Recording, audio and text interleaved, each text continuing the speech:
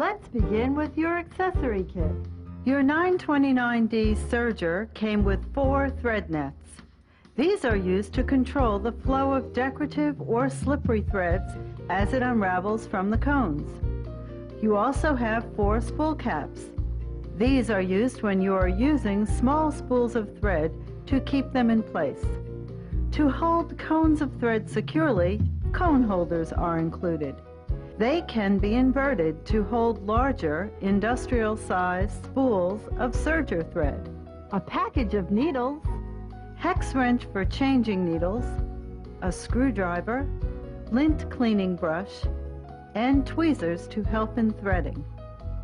An optional accessory is the trim trap, which will help keep your sewing area cleaner.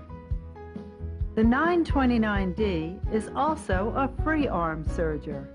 Simply slide the bed extender off to the left for convenient free arm serging. This is ideal for serging tubular knits or trousers or sleeve hems.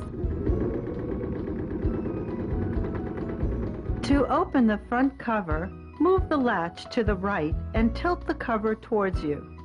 To close the cover, lift the cover and move it slightly to the left. The spring action will pull the cover to a secured position. The Brother 929D serger uses a standard home sewing machine needle. Don't forget that you can use ballpoint needles when you are serging knits and a metallic needle if you have metallic thread in the needle. Let's bring our needles to their highest position by turning the hand wheel counterclockwise. It is important that the hand wheel only be turned in this direction whenever you need to move the needles.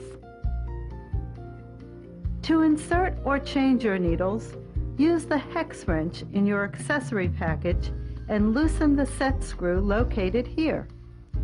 Both needles are held by this set screw, so if you are removing or changing just one needle, you need to hold both. Here's a helpful hint. When removing the needles, leave the thread through the eye of the needle. The needle can then easily be retrieved.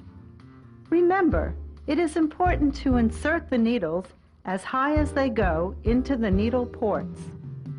If this is done correctly, you will notice that the left needle is slightly higher than the right needle. Home sewing machine needles have a flat side. Remember to insert this flat side towards the back of the machine. Another hint: inspect and change your needles often. Bent or damaged needles can damage the lower looper and cause mechanical problems such as thread breakage. Your serger has easy snap-on, snap-off presser feet. To remove the foot, raise the foot to the highest position with the presser foot lift lever located on the right side of your machine.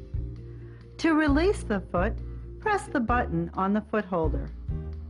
You may need to lift up on the foot spring in order to slide the foot out. The needle plate on the serger is similar to those found on sewing machines, but in the needle opening, the plate has stitch fingers, 2 of which are needle-like in appearance and stationary.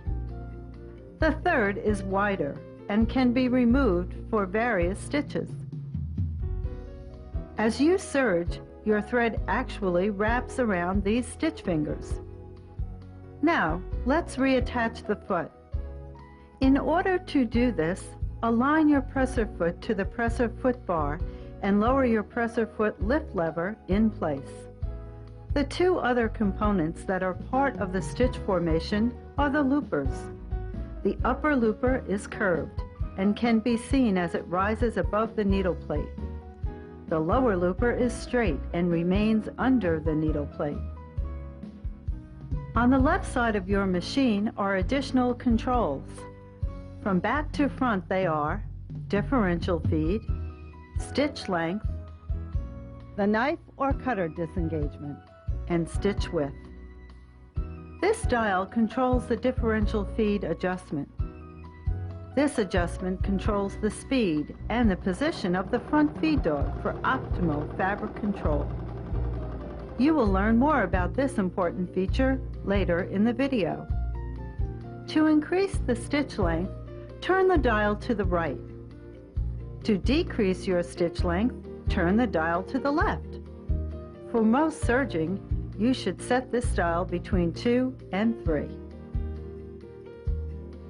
The control lever to raise or lower the knife is next.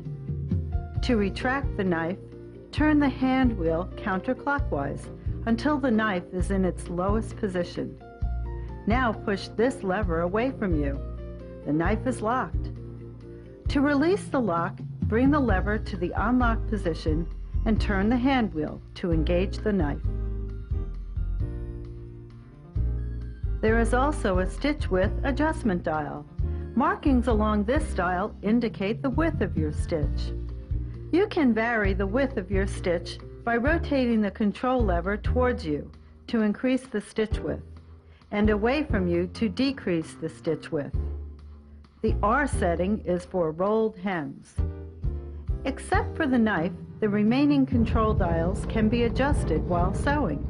The 929D can handle very thin or very thick fabrics consistently by adjusting the presser foot pressure adjustment knob.